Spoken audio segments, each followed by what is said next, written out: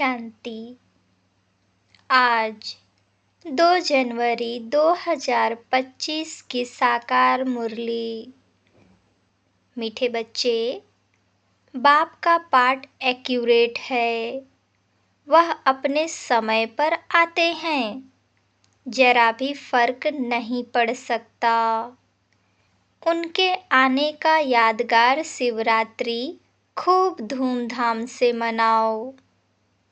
प्रश्न: किन बच्चों के विकर्म पूरे विनाश नहीं हो पाते? उत्तर: जिनका योग ठीक नहीं है, बाप की याद नहीं रहती तो विकर्म विनाश नहीं हो पाते। योग युक्त न होने से इतनी सद्गति नहीं होती। पाप रह जाते हैं, फिर पद भी कम हो जाता है। योग नहीं तो नाम रूप में फंसे रहते हैं। उनकी ही बातें याद आती रहती हैं। वह देही अभिमानी नहीं रह सकते। गीत: यह कौन आज आया सवेरे सवेरे। ओम शांति। सवेरा कितने बजे होता है? बाबा सवेरे कितने बजे आते हैं? कोई ने कहा 3 बजे, कोई ने कहा 4, कोई ने कहा संगम पर, कोई ने कहा 12 बजे। बाबा एक्यूरेट पूछते हैं, 12 को तो तुम सवेरा नहीं कह सकते हो। 12:01 हुआ, 1 मिनट हुआ तो AM अर्थात सवेरा शुरू हुआ। यह बिल्कुल सवेरा है। ड्रामा में इनका पाठ बिल्कुल एक्यूरेट है। सेकंड की भी देरी नहीं हो सकती। यह ड्रामा अनादि बना हुआ है। 12:01 जब तक नहीं हुआ है तो AM नहीं कहेंगे। यह बेहद की बात है। बाप कहते हैं, मैं आता हूँ सवेरे सवेरे। विलायत वालों का AM PM एक्यूरेट चलता है। उन्हों की बुद्धि फिर भी अच्छी है। वह इतना सतो प्रधान भी नहीं बनते हैं तो तमो प्रधान भी नहीं बनते हैं। भारतवासी ही 100% सतो प्रधान फिर 100% तमो प्रधान बनते हैं। तो बाप बड़ा एक्यूरेट है। सवेरे अर्थात 12:01 सेकंड का हिसाब नहीं रखते। सेकंड पास होने में मालूम भी नहीं पड़ता।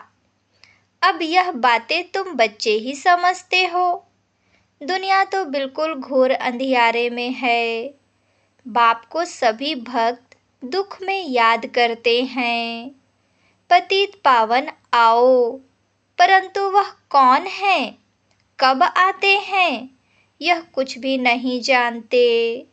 मनुष्य होते हुए एक्यूरेट कुछ नहीं जानते क्योंकि पतित तमो प्रधान है। काम भी कितना तमो प्रधान है। अभी बेहद का बाप ऑर्डिनेंस निकालते हैं, बच्चे काम जीत जगत जीत बनो। अगर अभी पवित्र नहीं बनेंगे तो विनाश को पाएंगे। तुम पवित्र बनने से अविनाशी पद को पाएंगे। तुम राजयोग सीख रहे हो ना? स्लोगन में भी लिखते हैं, बी होली बी योगी। वास्तव में लिखना चाहिए बी राजयोगी। योगी तो कॉमन अक्षर है। ब्रह्म से योग लगाते हैं, वह भी योगी ठहरे।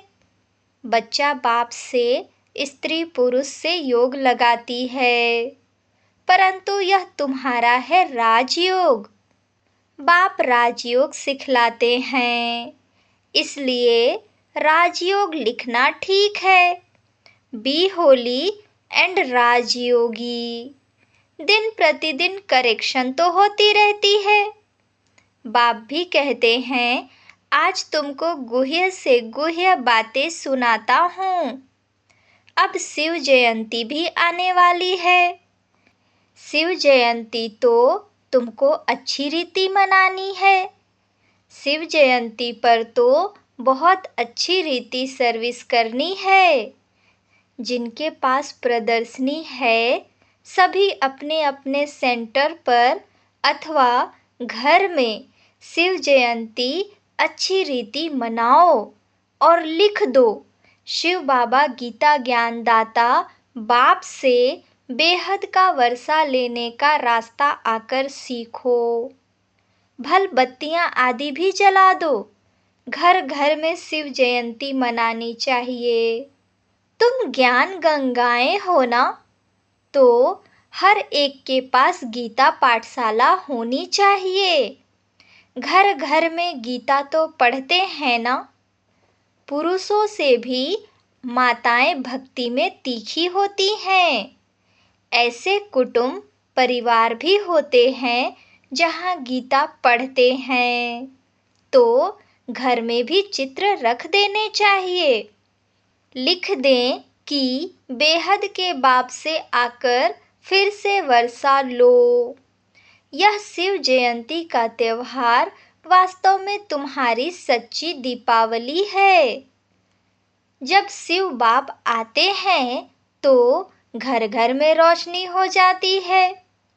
इस त्योहार को खूब बत्तियां आदि जलाकर रोशनी कर मनाओ। तुम सच्ची दीपावली मनाते हो। फाइनल तो होना है सतयुग में। वहां घर घर में रोशनी ही रोशनी होगी, अर्थात हर आत्मा की ज्योत जगी रहती है। यहाँ तो अंधियारा है। आत्माएं आसुरी बुद्धि बन पड़ी हैं।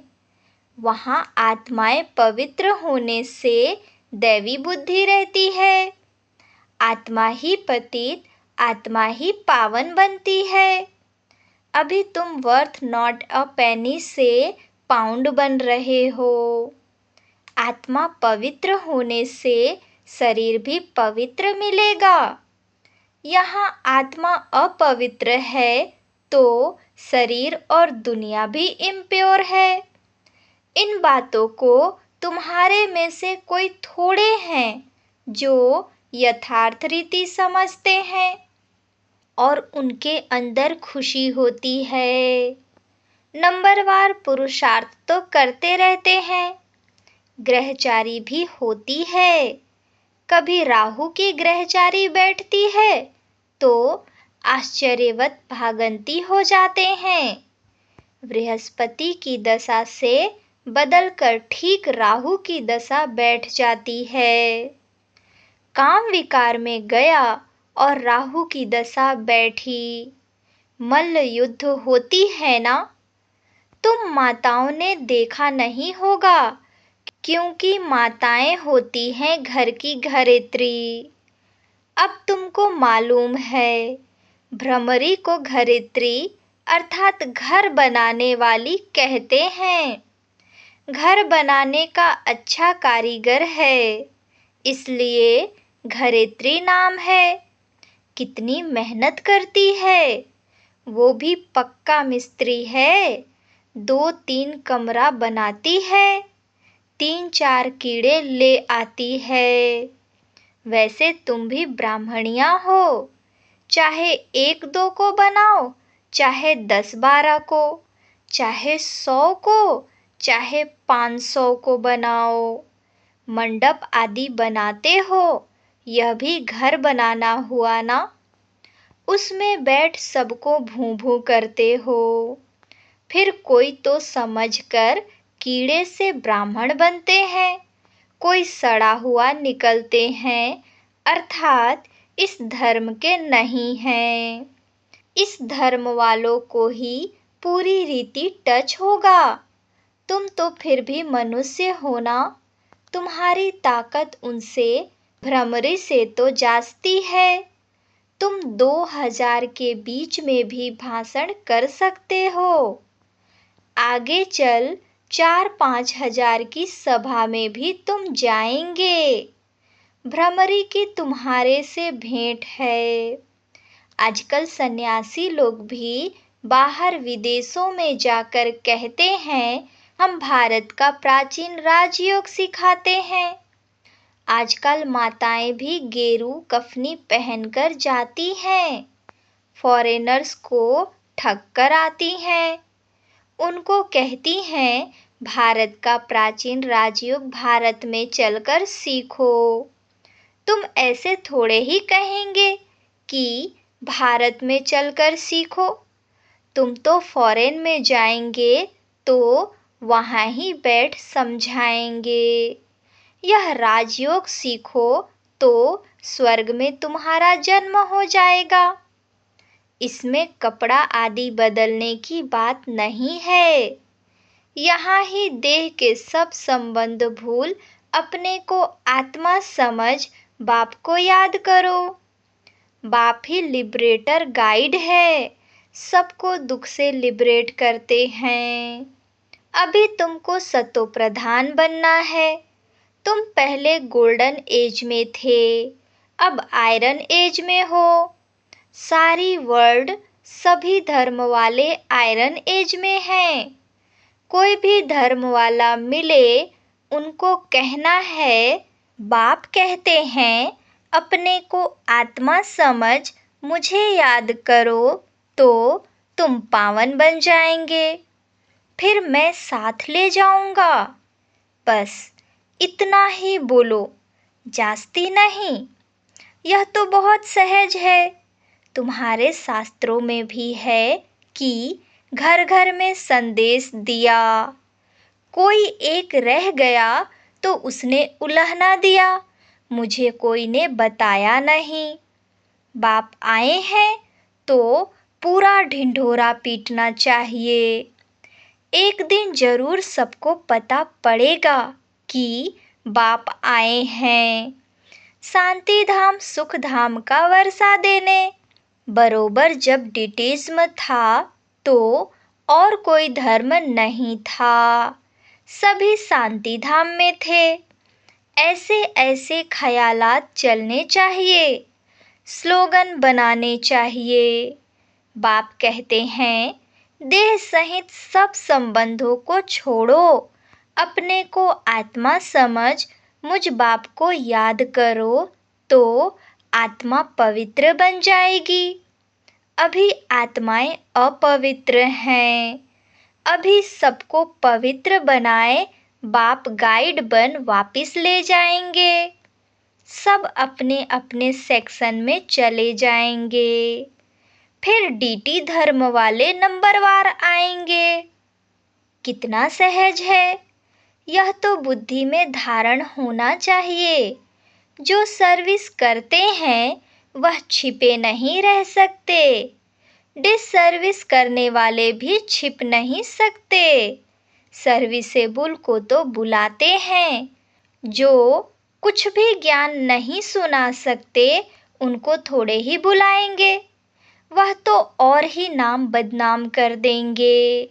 कहेंगे बीके ऐसे होते हैं क्या? पूरा रेस्पॉन्ड भी नहीं करते तो नाम बदनाम हुआ ना। शिव बाबा का नाम बदनाम करने वाले ऊंच पद पा न सकें। जैसे यहाँ भी कोई तो करोड़पति है, पदमपति भी हैं, कोई तो देखो भूख मर रहे हैं। ऐसे बेगर्स भी आकर प्रिंस बनेंगे। अभी तुम बच्चे ही जानते हो, वही श्री कृष्ण जो स्वर्ग का प्रिंस था वह फिर बेगर बनते हैं, फिर बेगर टू प्रिंस बनेंगे। यह बेगर थे ना, थोड़ा बहुत कमाया वह भी तुम बच्चों के लिए, नहीं तो तुम्हारी संभाल कैसे हो। यह सब बातें शास्त्रों में थोड़े ही हैं, शिव बाबा ही आकर बतलाते हैं। बरोबर यह गांव का छोरा था, नाम कोई श्री कृष्ण नहीं था। यह आत्मा की बात है, इसलिए मनुष्य मूंझे हुए हैं। तो बाबा ने समझाया, शिव जयंती पर हर एक घर घर में चित्रों पर सर्विस करें। लिख दें कि बेहद के बाप से 21 जन्मों के लिए स्वर्ग की बादशाही सेकंड में कैसे मिलती है, सो आकर समझो। जैसे दिवाली पर मनुष्य बहुत दुकान निकाल बैठते हैं, तुमको फिर अविनाशी ज्ञान रत्नों का दुकान निकाल बैठना है। तुम्हारा कितना अच्छा सजाया हुआ दुकान होगा। मनुष्य दिवाली पर करते हैं, तुम फिर शिव जयंती पर करो। जो शिव बाबा सबके दीप जगाते हैं, तुमको विश्व का मालिक बनाते हैं, वह तो लक्ष्मी से विनाशी धन मांगते हैं, और यहाँ जगत अम्बा से तुमको विश्व की बादशाही मिलती है। यह राज बाप समझाते हैं। बाबा कोई शास्त्र थोड़े ही उठाते हैं। बाप कहते हैं, मैं नॉलेजफुल हूँ ना। हाँ, यह जानते हैं फलाने फलाने बच्चे सर्विस बहुत अच्छी करते हैं, इसलिए याद पड़ती है। बाकी ऐसे नहीं कि एक एक के अंदर को बैठ जानता हूँ। हाँ, कोई समय पता पड़ जाता है, यह पतित है, शक पड़ता है, उनकी शक्ल ही मायूस हो जाती है, तो ऊपर से बाबा भी कहला भेजता है, इनसे पूछो। यह भी ड्रामा में नूद है, जो कोई कोई के लिए बताते हैं, बाकी ऐसे नहीं सबके लिए बताएंगे। ऐसे तो ढेर हैं, काला मुंह करते हैं। जो करेंगे सो अपना ही नुकसान करेंगे। सच बतलाने से कुछ फायदा होगा, नहीं बताने से और ही नुकसान करेंगे। समझना चाहिए, बाबा हमको गोरा बनाने आए हैं और हम फिर काला मुंह कर लेते हैं। यह है ही कांटों की दुनिया, ह्यूमन कांटे हैं। सतयुग को कहा जाता है गार्डन ऑफ अल्लाह और यह है फॉरेस्ट। इसलिए बाप कहते हैं, जब जब धर्म की ग्लानि होती है, तब मैं आता हूँ। फर्स्ट नंबर श्री कृष्ण देखो, फिर 84 जन्मों के बाद कैसा बन जाता है। अभी सब हैं तमो प्रधान, आपस में लड़ते रहते हैं। यह सब ड्रामा में है, फिर स्वर्ग में यह कुछ नहीं होगा। पॉइंट्स तो ढेर की ढेर है, नोट करनी चाहिए। जैसे बैरिस्टर लोग भी पॉइंट्स का बुक रखते हैं ना, डॉक्टर लोग भी किताब रखते हैं, उसमें देखकर दवाई देते हैं। तो बच्चों को कितना अच्छी रीति पढ़ना चाहिए, सर्विस करनी चाहिए। बाबा ने नंबर 1 मंत्र दिया है, मन मना भव। बाप और वर्षे को याद करो तो स्वर्ग के मालिक बन जाएंगे। शिव जयंती मनाते हैं, परंतु शिव बाबा ने क्या किया? जरूर स्वर्ग का वर्षा दिया होगा। उसको 5000 वर्ष हुए। स्वर्ग से नर्क, नर्क से स्वर्ग बनेगा। बाप समझाते हैं, बच्चे योग युक्त बनो तो तुम्हें हर बात अच्छी तरह समझ में आएगी। परंतु योग ठीक नहीं है, बाप की याद नहीं रहती तो कुछ समझ नहीं सकते। विकर्म भी विनाश नहीं हो पाते। योग युक्त न होने से इतनी सद्गति भी नहीं होती है। पाप रह जाते हैं, फिर पद भी कम हो जाता है। बहुत हैं, योग कुछ भी नहीं है, नाम रूप में फंसे रहते हैं। उनकी ही याद आती रहेगी तो विकर्म विनाश कैसे होंगे? बाप कहते हैं, देही अभिमानी बनो। अच्छा, मीठे मीठे सिकिलधे बच्चों प्रति माता पिता बाप दादा का याद प्यार और गुड मॉर्निंग। रूहानी बाप के रूहानी बच्चों को नमस्ते।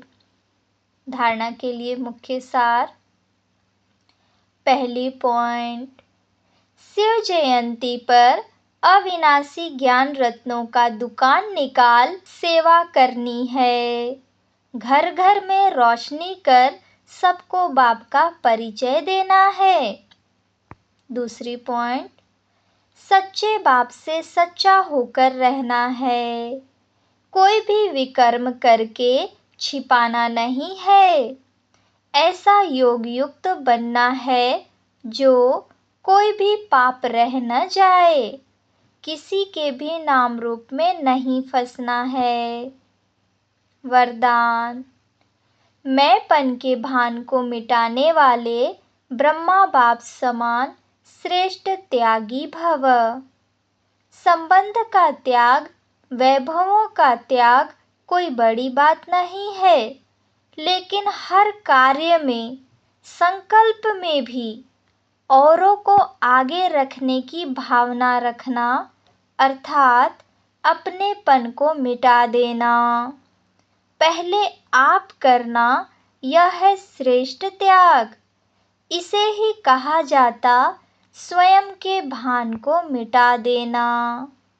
जैसे ब्रह्मा बाप ने सदा बच्चों को आगे रखा, मैं आगे रहूं इसमें भी सदा त्यागी रहे। इसी त्याग के कारण सबसे आगे अर्थात नंबर 1 में जाने का फल मिला। तो फॉलो फादर। स्लोगन, फट से किसी का नुक्स निकाल देना यह भी दुख देना है। अच्छा, ओम शांति।